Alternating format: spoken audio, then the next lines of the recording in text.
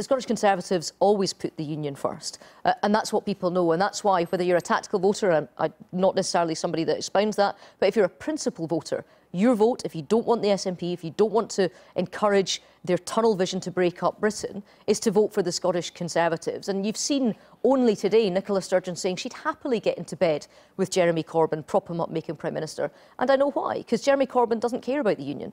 During the independence referendum campaign, he didn't come to Scotland once. When he was last in Scotland, just a few weeks ago, he said that, you know, he was absolutely fine with there being another independence referendum. So if you do care about the United Kingdom in Scotland, you know that your vote should be for the Scottish Conservatives, tactical or not.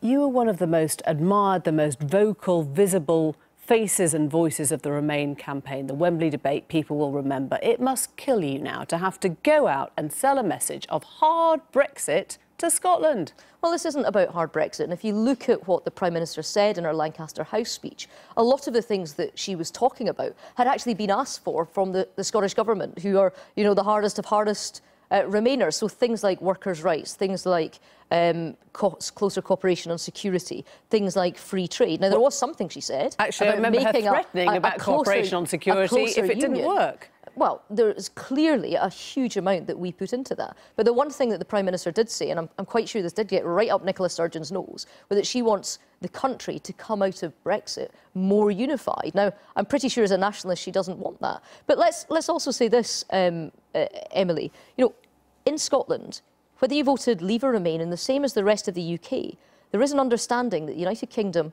will be leaving the European Union, and we want someone that can get the best deal for us as we go, because that will benefit people in Scotland as well as the rest of the UK. And I tell you something, at this general election, the choice is to have which Prime Minister sitting across the table from 27 other political leaders. Do you want Theresa May with a strong hand, with a clear plan, or do you want Jeremy Corbyn, who the vast majority of his party don't even think he's fit to lead the Labour Party, never mind lead the country? The market seemed to conclude that yesterday's announcement would herald a softer Brexit. Did you hear that? Do you think that's what it's about?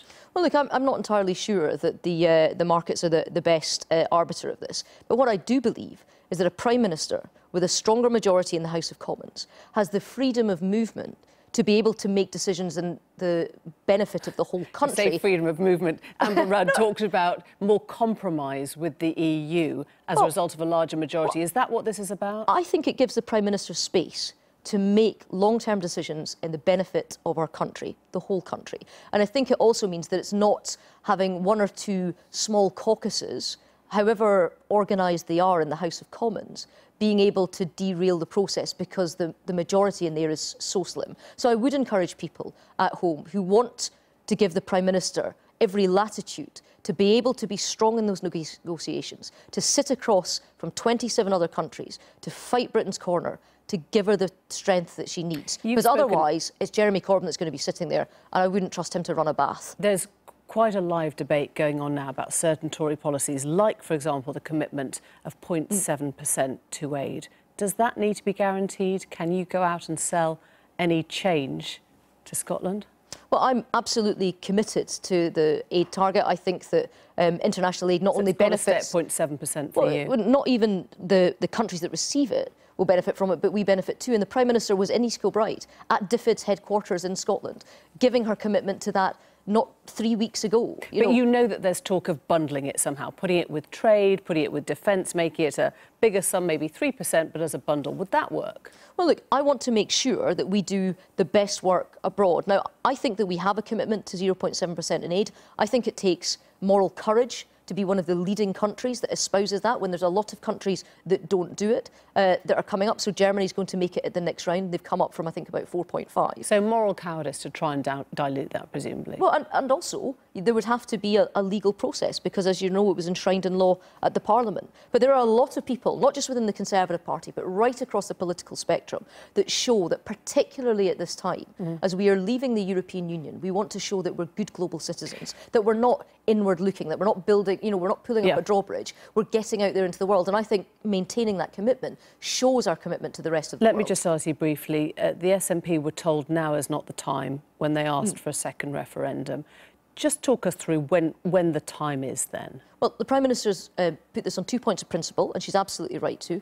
One, you cannot revisit this question about the constitutional future of Scotland when people in Scotland don't know what Brexit is going to look like. So they don't know when would what that independent... be? Well, you've got to be able to see, one, what the Brexit deal is that's coming out of Brussels, that is brought back to the UK, and also all the attendant powers that are passed on from there. And the second principle as well... So does that mean in 2 years, or does it mean... I'm just trying to get a sense, though, of how long that would be. I understand, and we can come back to this. But the second principle is important too, and it's very important for a rest of the UK audience. When all they hear of Scottish accents are people from the SNP espousing a nationalist vision. The second part of the principle is also that the people of Scotland don't want to revisit this question. They've been asked time and time again, poll after poll. They don't want it. I'm just interested in the timing. Drag people back to a decision that was already made when there's no political will for it. But she said now is not the time, and you've said we need the Brexit negotiations to take place and people to understand the process. See what it looks like. So is that process 2 years? Is it till 2019? Is it the years after that? I'm trying to work out when would it be the time? Well, it's when we see what the Brexit deal looks like and how those attendant powers, some of which are going to go to the Welsh Assembly, to Northern Ireland, to Scotland, come back to... So it'd be crazy to rule it out for the whole Parliament, is that right? Well, it's not being pinned at all to a date. That's the whole point. Nicola Sturgeon wants to pin it to a date because she's desperate to push this through on a political issue. The Prime Minister is talking about a point of principle. So the people of Scotland have to know what they're being asked to vote on, and they've also got to want to be dragged back to what was a very divisive vote in Scotland, and people in Scotland don't want dragged back there. They were promised that if they did their democratic duty, it would last for a generation, and now Nicola Sturgeon's going back on that. Ruth Davidson, thank you. Thank you. Thank you.